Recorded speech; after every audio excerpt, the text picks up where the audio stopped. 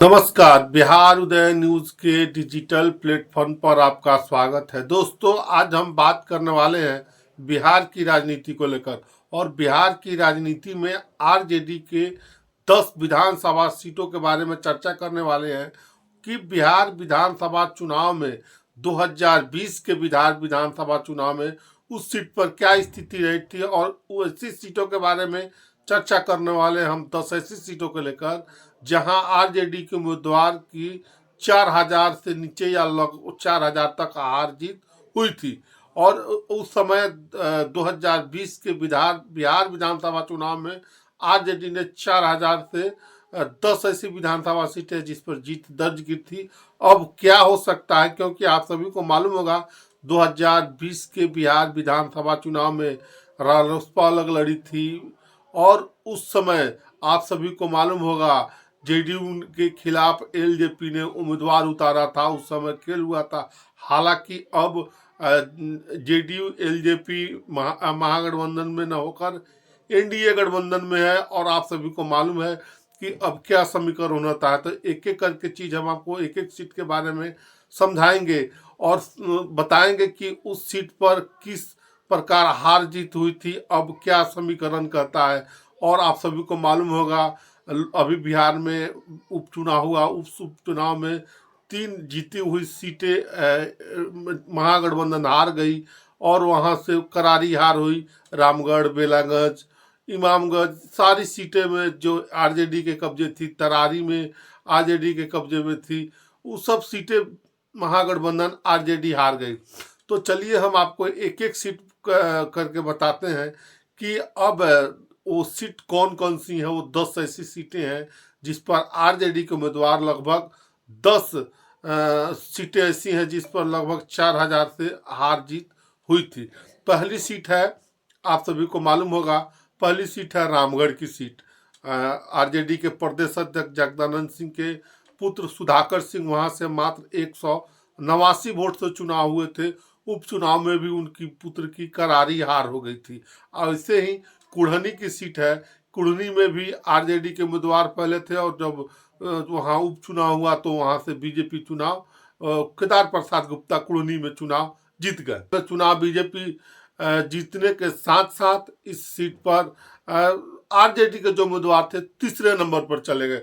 देखिए, उसी प्रकार हम आज बात करते हैं 2020 के चुनाव में डेहरी विधानसभा से आरजेडी के फतेह बहादुर सिंह ने जीत दर्ज की थी। बीजेपी के सत्यनारायण यादव को 464 वोटों से हराया था। आरजेडी के उम्मीदवार को जो फतेह बहादुर सिंह थे उनको 64,567 वोट मिले थे। वहीं बीजेपी के उम्मीदवार को 64,103 वोट मिले थे।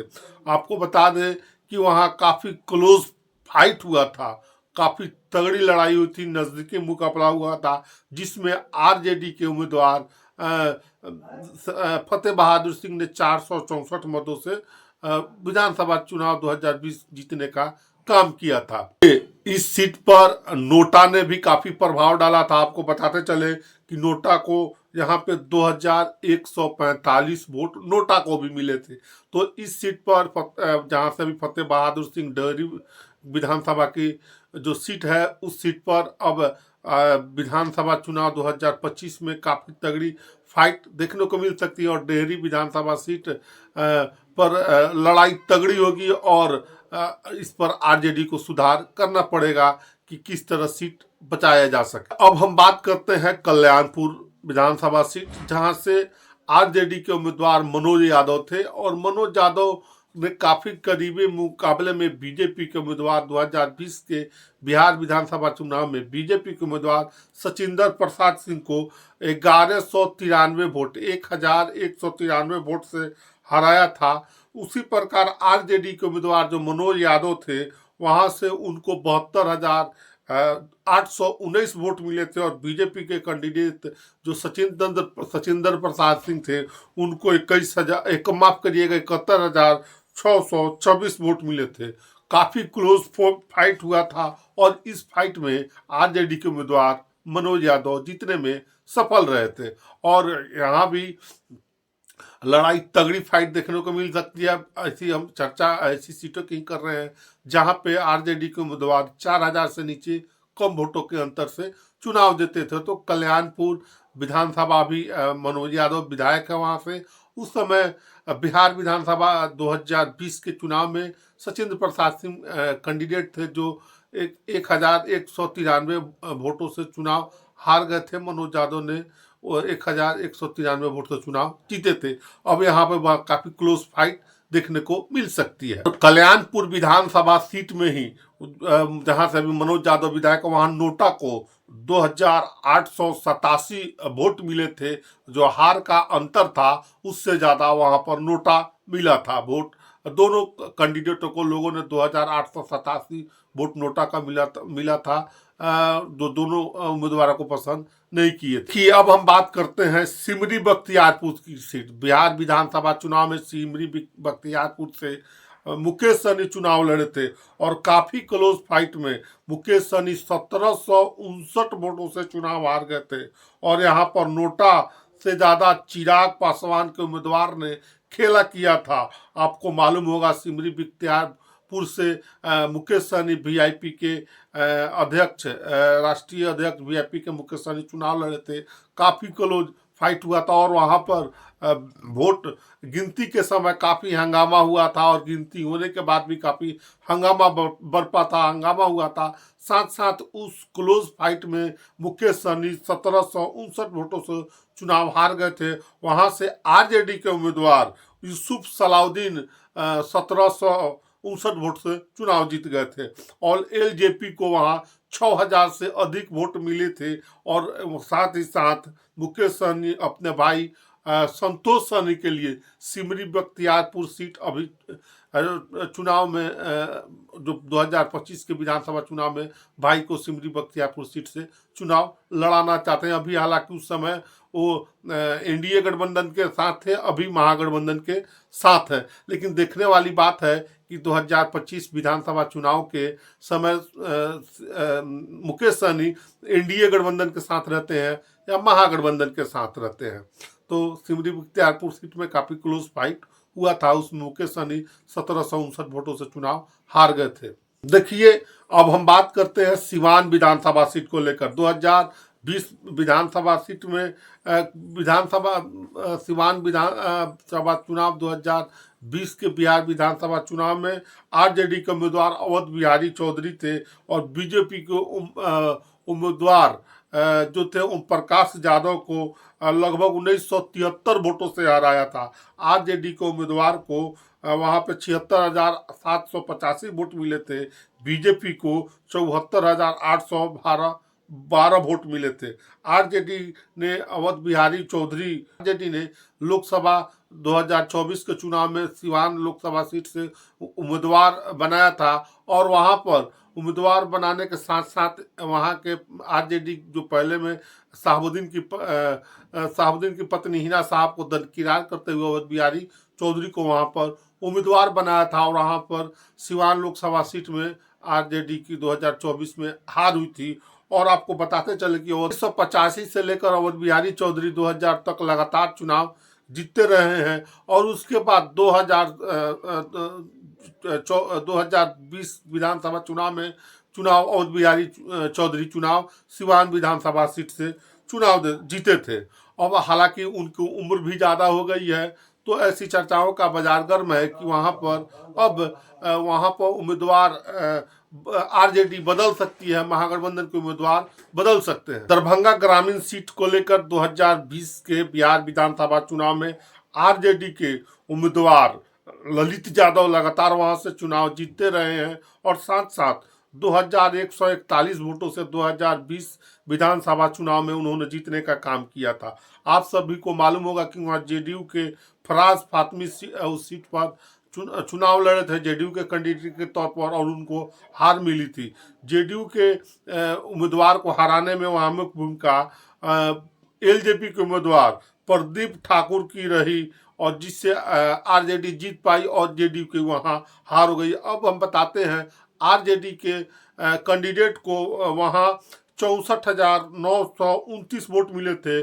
जेडीयू के कैंडिडेट फराज फातमी को 62,788 वोट मिले थे। उसी प्रकार लोजपा के कैंडिडेट को 17,605 वोट मिले थे। इसी प्रकार ललित यादव पिछले चुनाव में लगातार, इससे पहले वो लगातार चुनाव जीतते रहे, हालांकि चुनाव में उनकी हार की मार्जिन कम हुई थी। अब देखने वाली बात होगी कि ललित यादव को लेकर आरजेडी के कुनबा क्या सोचता है, महागठबंधन का कुनबा क्या सोचता है, और अब इस सीट पर एलजेपी साथ है। साथ ही साथ आपको बताते चले कि दरभंगा ग्रामीण सीट पर पहले एलजेपी अलग चुनाव लड़ी थी, अब नीतीश कुमार के साथ एलजेपी का साथ है, तो वो वोट अब किधर जाएगा। तो इस तरह आप देख सकते हैं कि अब उठ किस करवट बैठेगा दरभंगा ग्रामीण सीट को लेकर। अगली सीट है धुरैया सीट। वहां से 2020 के बिहार विधानसभा चुनाव में आरजेडी के भूदेव चौधरी ने जीत दर्ज की थी और जेडीयू के मनीष कुमार को चुनाव हराया था। आरजेडी की जीत 2687 वोटों से हुई थी, यानी 2687 वोटों से आरजेडी के धुरैया सीट चुनाव जीती थी। जेडीयू के मनीष कुमार वहां से चुनाव हार गए थे और उस विधानसभा चुनाव में नोटा को लगभग 3000 वोट मिले थे। धुरैया विधानसभा 2020 का जो चुनाव हुआ था विधानसभा सीट के लिए, और आपको बताते थे कि एलजेपी के कैंडिडेट को 4000 से अधिक वोट वहाँ मिले थे। और आपको बताते चले कि अब वो जो चिराग पासवान वहाँ पे खेला किए थे, अब वो जेडीयू के उम्मीदवार को उन्होंने हराने का काम किया था। अब वो एनडीए का हिस्सा उस समय नीतीश कुमार के जेडीयू के खिलाफ चुनाव लड़ा था। अलौली विधानसभा सीट पशुपति पारस की सीट रही है। यहीं पर एलजेपी चिराग पासवान का घर भी है और यहाँ से आरजेडी के उम्मीदवार रामवृक्ष सदा ने चुनाव जीता था और रामवृक्ष सदा को यहाँ पर 47,182 वोट मिले थे। जेडीयू के कैंडिडेट को 44,410 वोट मिले थे। इस प्रकार आरजेडी के उम्मीदवार 2773 वोट 2773 वोट से चुनाव जीतने में सफलता हासिल की थी। और हालांकि सबसे बड़ा सवाल है कि अब पशुपति पारस एनडीए में न है। अब इस सीट पर चिराग पासवान का वहाँ घर है। इस सीट पर दावा सबसे ज़्यादा अगर किसी का बनता है तो चिराग पासवान की सीट है और चिराग पासवान इस सीट को एनडीए गठबंधन से झटकना चाहेंगे और इस सीट पर दर्ज करना चाहेंगे। और अलौली विधानसभा सीट पर अभी वर्तमान विधायक जो है आरजेडी के रामवृक्ष सदा है। तो इस सीट पर भी आरजेडी को उम्मीदवार को सोच समझकर यहाँ चयन करना पड़ेगा और 2025 विधानसभा चुनाव में जीतने के लिए पूरी ताकत लगानी होगी। देखिए, अब हम बात करते हैं बाजपट्टी विधानसभा को लेकर। जो बिहार विधानसभा 2020 के चुनाव में आरजेडी के मुकेश यादव ने जीत दर्ज की थी। 2704 वोट से वो जीत दर्ज किए थे और उस समय उनको वोट मिले थे 41,483 और जेडीयू के उम्मीदवार को 68,779 वोट मिले थे। आपको बताते चले उस समय उपेंद्र कुशवाहा ने भी वहाँ वोट चुनाव लड़ा था तो उनकी पार्टी को 11,267 वोट वहाँ पर मिले थे और उपेंद्र कुशवाहा और चिराग पासवान दोनों उस समय अलग अलग चुनाव लड़े थे। लोजपा को भी वहाँ अच्छी खासी वोट मिले थे। अब बाजपट्टी को लेकर आपको मालूम होगा आरजेडी के उम्मीदवार मुकेश यादव ने, जैसे कि वीडियो में मैंने बताया है, कि वहाँ चुनाव में जीत दर्ज किए थे। अब 2025 विधानसभा चुनाव में मात्र अब ज़्यादा समय नहीं रह गया है और क्या ऊँट किस करवट बैठेगा ये तो देखने वाली बात होगी। हालांकि बाजपट्टी को लेकर जो हम चर्चा कर रहे हैं, अब उपेंद्र कुशवाहा भी एनडीए के साथ है और रामविलास की लोजपा, चिराग पासवान की लोजपा भी अब एनडीए के साथ है। तो देखने वाली बात होगी कि उस विधानसभा सीट पर अब ऊँट किस करवट 2025 में बैठता है। चर्चा करने वाले हैं सुगौली विधानसभा सीट को लेकर। 2020 के चुनाव में वहां से रामचंद्र सहनी बीजेपी के उम्मीदवार वीआईपी के उम्मीदवार को वहां पे रामचंद्र सहनी को आरजेडी के उम्मीदवार शशिभूषण सिंह ने हरा दिया था। आप सभी को मालूम होगा कि वहां पर आरजेडी के उम्मीदवार को 65,267 वोट मिले, वहीं वीआईपी के कैंडिडेट रामचंद्र सहनी को 61,220 वोट मिले थे। इस सीट पर बीजेपी का दावा सबसे ज़्यादा मजबूत बनता है। आप सभी को बताते चले कि सुगौली विधानसभा सीट जो कि है उस सीट पर इंजीनियर शशिभूषण सिंह 3,447 वोट से आरजेडी के उम्मीदवार के तौर पर विजयी हुए थे। वहां पर आप सभी को मालूम होगा कि उस सीट पर आरएलएसपी और लोजपा ने भी उम्मीदवार दिया था, जो दोनों ने वोट काटे थे वहीं हराने के लिए वहां पर काफ़ी थे और लोजपा को भी अच्छी खासी संख्या में वोट पाई थी और रालोसपा उपेंद्र कुशवाहा की आरएलएसपी की भी वहाँ उम्मीदवार थी और इन्हीं दोनों ने वहाँ पे रामचंद्र सहनी को हरा दिया था। अब हम बात करते हैं सीवान लोकसभा सीट के अंतर्गत आने वाले बड़रिया विधानसभा सीट को लेकर। आप सभी को मालूम होगा बिहार के चर्चित विधायक वहां से श्याम बहादुर सिंह लगातार 2 बार चुनाव जीते थे और इस बार बाचा पंडे ने बिहार विधानसभा 20 के चुनाव में उनको चुनाव हरा दिया था। लगभग 3,000 के वोटों से वो चुनाव वहां हारे थे। आरजेडी को उम्मीदवार बाचा पांडे को 71,793 वोट मिले थे। उसी प्रकार जेडीयू के जो श्याम बहादुर सिंह थे 68,239 वोट मिले थे। जेडीयू के हार में बढ़हरिया विधानसभा चुनाव में जेडीयू के हार में महत्वपूर्ण भूमिका उस सीट पर बढ़हरिया विधानसभा सीट पर एलजेपी ने महत्वपूर्ण भूमिका मिलाई थी और एलजेपी इस सीट पर 5,000 से अधिक वोट लाने में कामयाब हुई थी बढ़हरिया विधानसभा सीट को लेकर।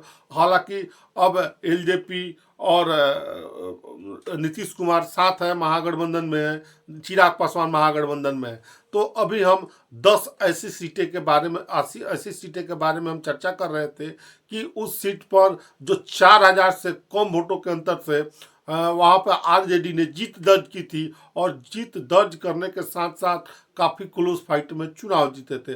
अब उस समय जेडीयू के खिलाफ आरएलएसपी थी और अब चिराग पासवान भी उस समय जेडीयू के खिलाफ थे। अब एनडीए गठबंधन के साथ महागठबंधन में न होकर एनडीए में चिराग पासवान है और उपेंद्र कुशवाहा है और नीतीश कुमार और बीजेपी है, उसमें जीतन राम मांझी भी हैं।